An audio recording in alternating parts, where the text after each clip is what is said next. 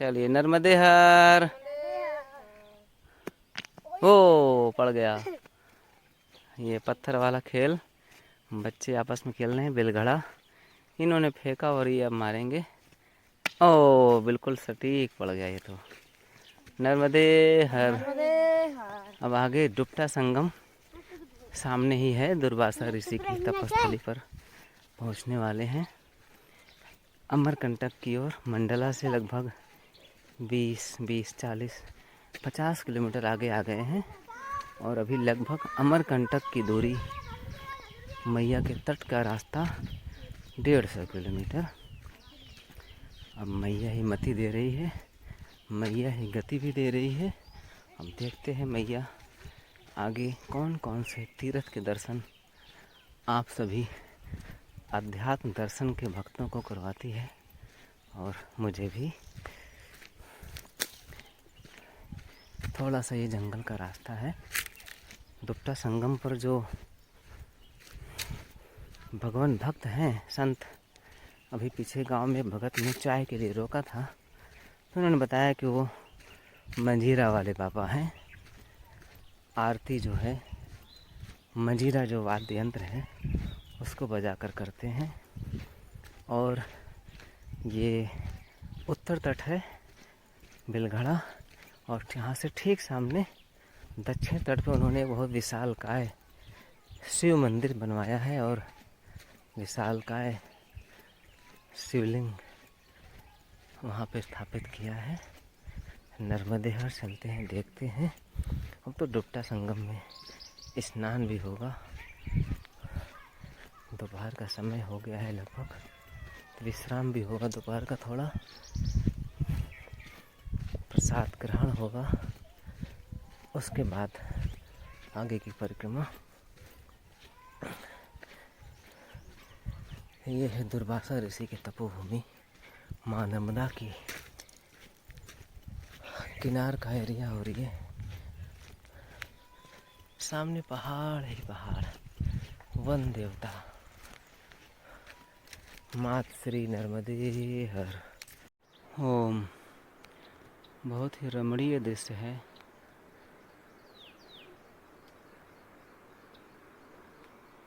साक्षात शिव यहाँ विराजमान है ऐसा प्रतीत हो रहा है।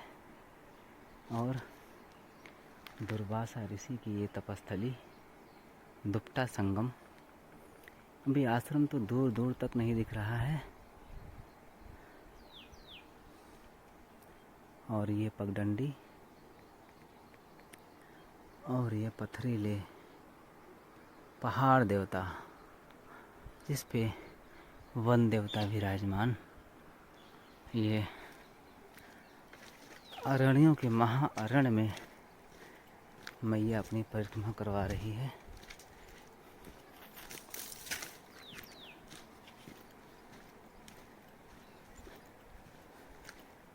सामने लग रहा है संगम ही है। मैया की लहरों की स्वर ध्वनि यहाँ तक आना शुरू हो गई है।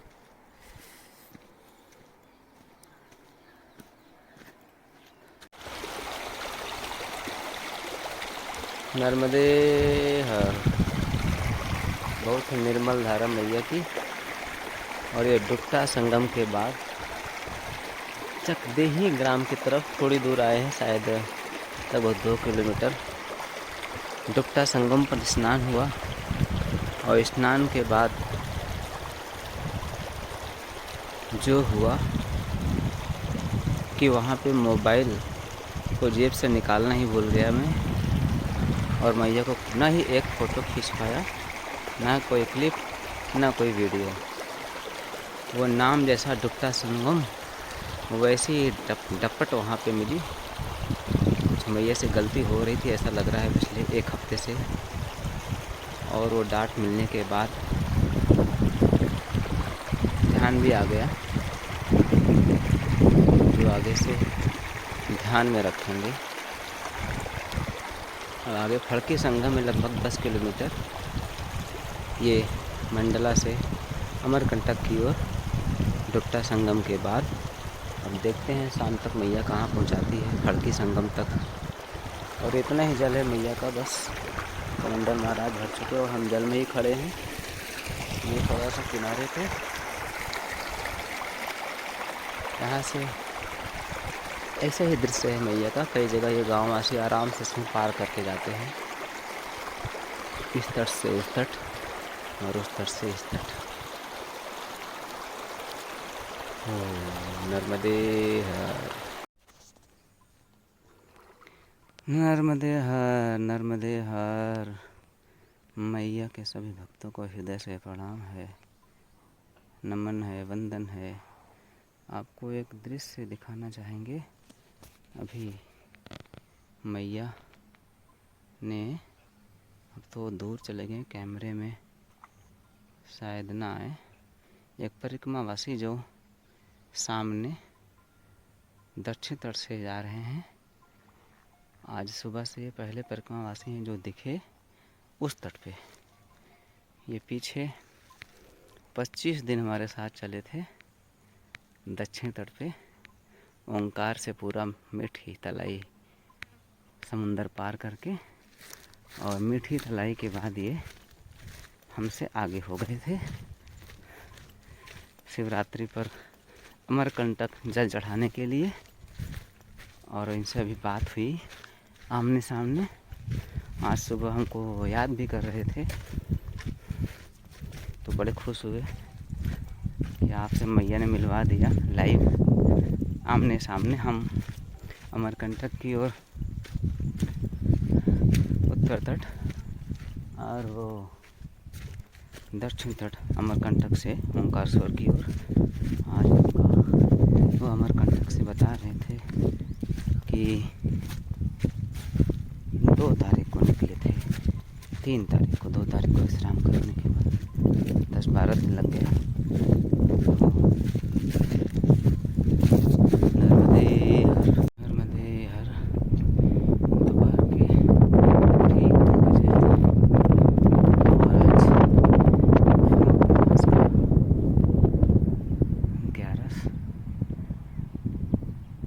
2 बजे की तेज़ धूप में ये गैया मैया माँ नर्मदा मैया के किनारे विश्राम कर रही हैं। तो मेरे मन में आया कि धूप का विश्राम कैसा होता होगा,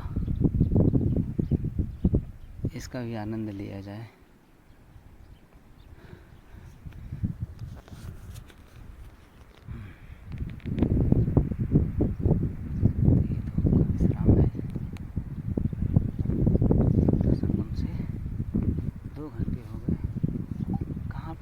ठीक ठीक बताना मुश्किल है।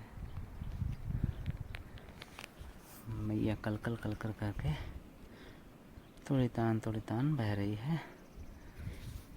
नाथ श्री नर्मदे हर। हर डुप्ता संगम से आगे लगभग 2:30 बजे हैं, और ये मैया के दर्शन यहाँ पे, ये ठीक यहाँ से नीचे मैया जो काफ़ी नीचे है, लगभग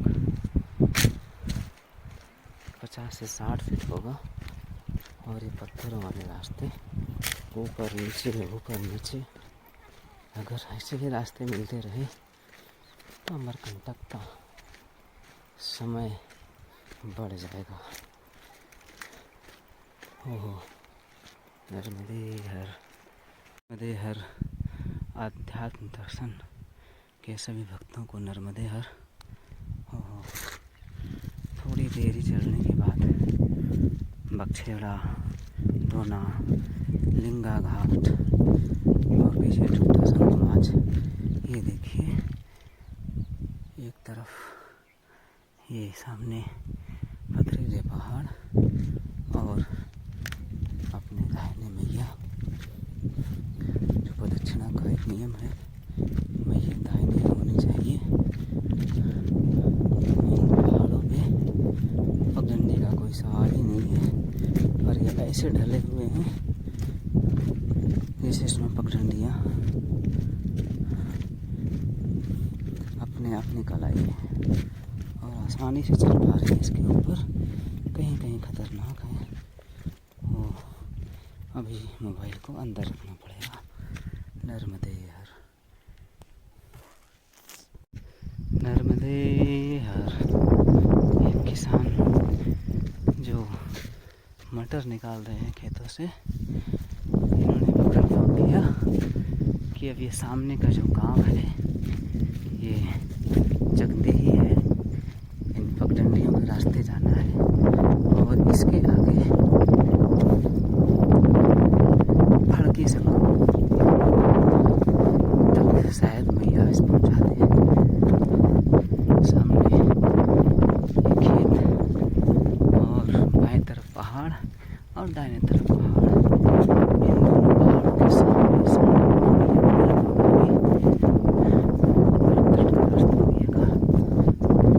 ठीक नहीं था, झाड़ियाँ ज़्यादा पैदा करती हैं, इस रास्ते से भेजा है। अभी फड़के संगम कितना दूर है लगभग? फिर भी कितना होगा अभी? जी जी जी। नर्मदे हर, पकड़िया टोला। और इसके बाद अभी कापा है, कापा के बाद है फड़की संगम। देखते हैं मैया कहाँ पहुँचाती है। अभी मैया के दर का मार्ग थोड़ी दूर के लिए छूट गया है, मैया थोड़ा अपने से दूर कर दिया है। हो, आप सभी आध्यात्म दर्शन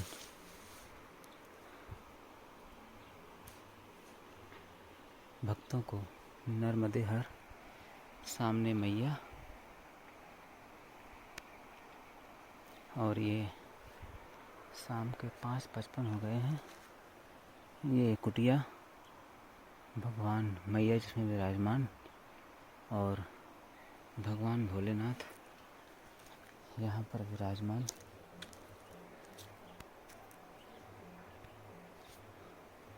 और ये सामने इस कुटी के नीचे टपरी जिसको बोलते हैं यहाँ की स्थानीय भाषा में, कुछ बर्तन रखे हैं, पानी ढका हुआ है और अपना मुकाम आज यही होगा। पर अभी कोई संत महात्मा यहाँ दर्शन नहीं दे रहे हैं।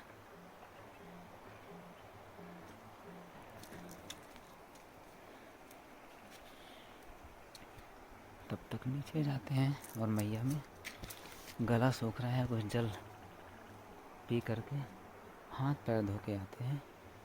ये कुटिया अभी तो ये कपड़े से बंद है,